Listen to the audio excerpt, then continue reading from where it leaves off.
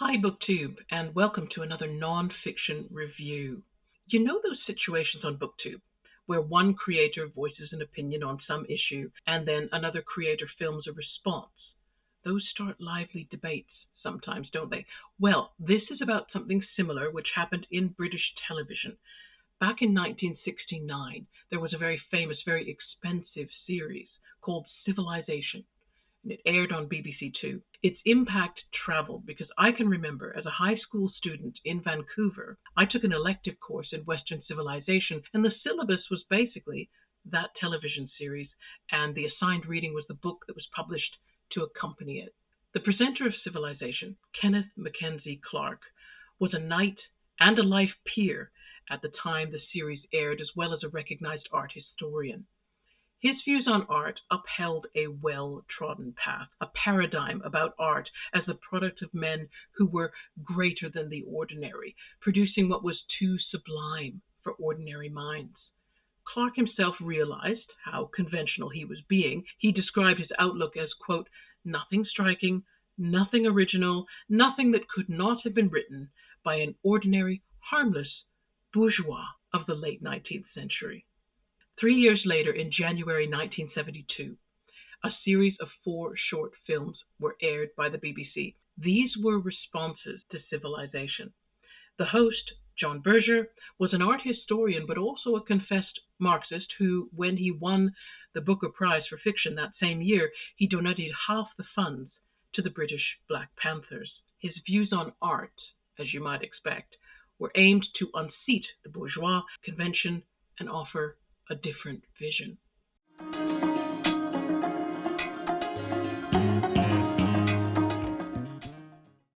The book that we'll be reviewing today is Ways of Seeing by John Berger, published in 1972, collaborative effort between the BBC and Penguin Books Limited. Let me summarize this book. Ways of Seeing was not a comprehensive response to the material covered by Kenneth Clark's Civilization. Civilization surveyed Western European art generally, beginning at the fall of Rome and ending just before the First World War.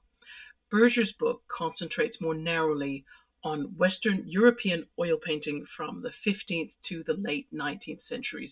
Berger's aim was to ask readers and viewers of the television series to reconsider the meaning of these oil paintings. The conventional approach had been to regard painting as works of special genius, and they're objects of wonder, which were probably better appreciated away from their social and historical context. Berger says, no, reconnect these works of art to their context. And so he asks everyone to view the paintings as the commissions and personal property of the upper social stratum of European society, those who, during the time period concerned, believed that their situation was ordained and it entitled them to use the efforts and the products of people from lower situations in whatever way they wished, all the while ensuring their continued personal enrichment. Our next question is, what is known about the author? John Berger was born in 1926 in London. His father, Captain Stanley Joseph Dacking Berger, MC, OBE, served as director for what was the Institute of Cost and Works Accounts, but people who are in financial jobs now will recognize the present name of the organization as the Chartered Institute of Management Accountants, or CIMA. John attended St. Edward's School at Oxford, and he later enrolled at the Chelsea School of Art and the Central School of Art and Design. He began his career as a painter. When asked in a 1989 interview why he gave that up, he explained, quote, in the late 40s, with the issues of war and peace and the threat of nuclear war, particularly before the Soviet Union acquired nuclear parity, it seemed to many of us that the world had only a few years to survive. And so the urgency of political statements, political action, and propaganda was enormous. Painting seemed a very indirect way of contributing to that, whereas words seemed not all that effective, but rather more so.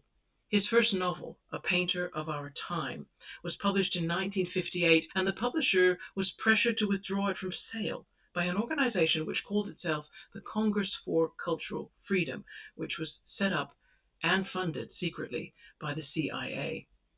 By the time John Berger became involved with the BBC to film Ways of Seeing, he had written 3 novels, a collection of political essays, and multiple reviews and articles about art for the New Statesman.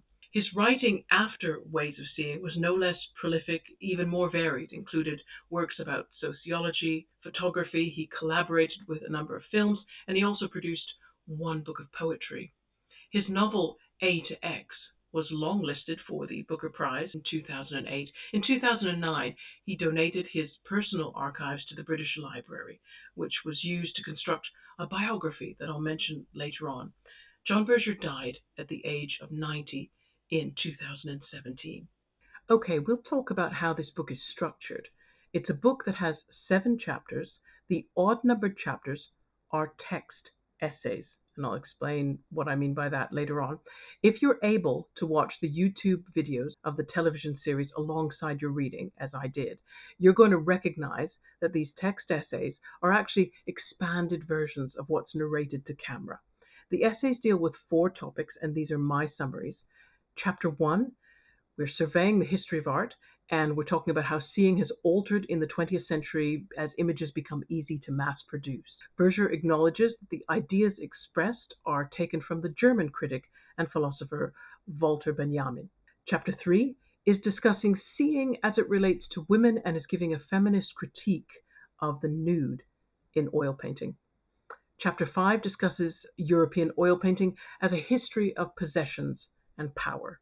And then Chapter 7 relates the ideas of Chapter 5 to modern mass media advertising. This essay apparently was added late in the filming process for Ways of Seeing, but it was a very powerful way of backing up the theory that European art has always been an expression of what powerful Europeans have possessed and controlled, and it's a critique of modern consumerism because it sees that as a desire to become what those people were, regardless of the human cost. The even-numbered chapters in this book are called photo essays.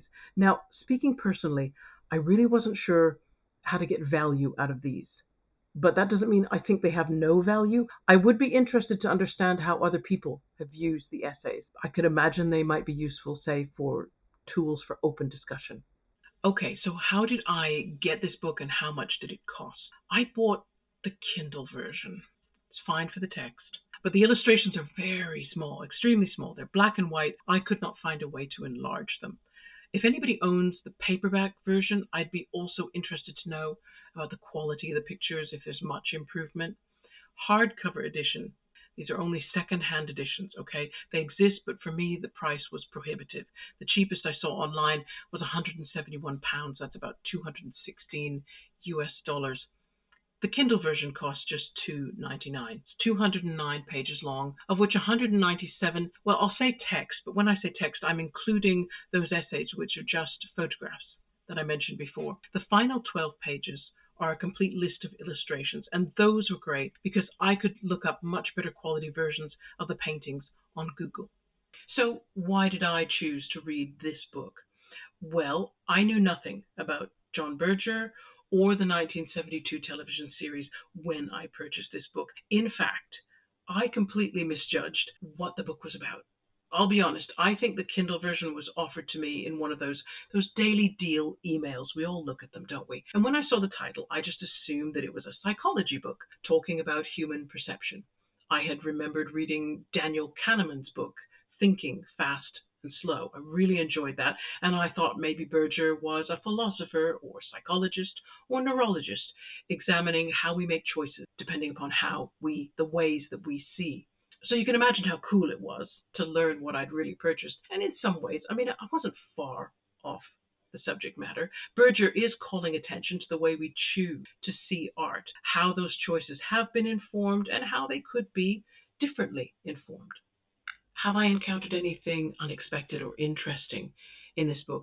I'd say Ways of Seeing was particularly helpful for me for its assessment of the nude in painting. If you've watched the latest Middlemarch meditation, you'll recall David's remarks about Mr. Brooks' art collection, which included female nudes. These distressed Dorothea Brooke because of her piety. John Berger makes the argument that female nudes should provoke a reaction from women because when compared with the other popular subjects for painting, they clearly portray women as yet another owned object. Females are displayed on canvas along with all the other painted displays of what a man can own in terms of possessions. It's true that sometimes the nudes were cleverly displayed as a presentation of his classical or biblical learning.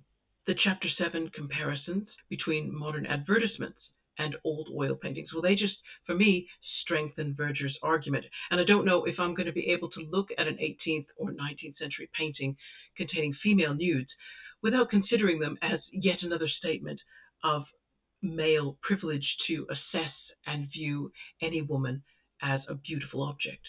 Is there anything readers should be prepared for if they decide to read Ways of Seeing? Berger wrote at the end of the book, quote, "None of the essays pretends to deal with more than certain aspects of each subject, particularly those aspects thrown into relief by a modern historical consciousness. Our principal aim has been to start a process of questioning." So I feel like the book should be taken as like an appetizer for thought, mind fertilizer, if that isn't an unattractive metaphor. It's the beginning of something. Many of the statements made in the essays could become essays of themselves. I mean, take this quote from page 32. "The whole concept of the national cultural heritage exploits the authority of art to glorify the present social system and its priorities." Now, I feel like I could just add the words, "please discuss," to the end of that sentence, and it would make a respectable university assignment. So I feel Berger is hoping that his ideas would just lead to replies in the same way that his ideas were a response to Kenneth Clark's Civilization. Is there anything else that's interesting to know about the book? Well, I found it interesting. John Berger shared some memories about the making of the television series, and I'll put a link to this in my description box, about how unimpressed the BBC directors were with the series. He says, "Mike Dibb, the director, suggested that he and I work together, and we decided to do several programs on art. Soon after, Kenneth Clark's series went to air, and we thought we would be doing the opposite of that, a kind of reply. The BBC didn't believe in our series at all. They gave us a very small budget. They didn't even give us a studio to work in. They gave us a Nissen hut in the suburbs of London, which had no soundproofing. It was so close to a main road that every time a lorry went past, we had to stop and retake. Then they forgot about us, which was a stroke of incredible luck because we did as we liked. We worked on those programs for 9 months, so we had time to perfect them. When we showed the 4 programs to the BBC, they didn't like them at all. So they were shown very late at night, but finally, after much discussion, they were rescheduled and became successful." Well, I'll tell you what, the programs were originally scheduled to air at 10:30 on successive Saturday nights. Now that clashed. They were aired at the same time as the weekly football wrap-up. Anybody in England knows about Match of the Day on BBC One. It's an iconic program. It has huge viewing figures. And you can see that shows the BBC thought, just put it on at this time because everybody will want to be on another channel anyway. And finally, any suggestions for related or follow-up reading? A biography of John Berger was published a year after his death, which had access to those archives he donated to the British Library. And this is Joshua Sperling's book entitled A Writer for Our Time, The Life and Work of John Berger. So that's my recommendation. I think it would help us get a better understanding of the man in addition to his views on art. You're also going to find that this time I've got a really full description box. I've got some links to newspaper articles that were written the year Berger died, but also 5 years later, in 2022, to mark the 50th anniversary of the television debut of Ways of Seeing. It shows how this little documentary, this little unpopular documentary, at least with the BBC higher ups, had a big impact. And if you are able to access material on BBC Sounds, then there were podcasts made to mark the anniversary, and they're still available, where 5 different artists comment on how Ways of Seeing influenced them. And that's another review done. John Berger was a short book that I chose deliberately to give myself a break because I'd been doing so many pieces of longer nonfiction. But now we go back into the fray, so to speak, because I will be continuing that theme I started with Orlando Fige's book, Natasha's Dance, and studying some more about Russian culture and history. I have begun reading, let's see if I can hold it up correctly, Virginia Rounding's 5 100-page biography of Catherine the Great. And maybe I'll do what I did with Faiji's book and present 2 or 3 vlogs, break the reviews up into sort of manageable pieces. I hope your March reading is going according to plan, and I'll talk to you again in a few days' time. Take care. Bye-bye.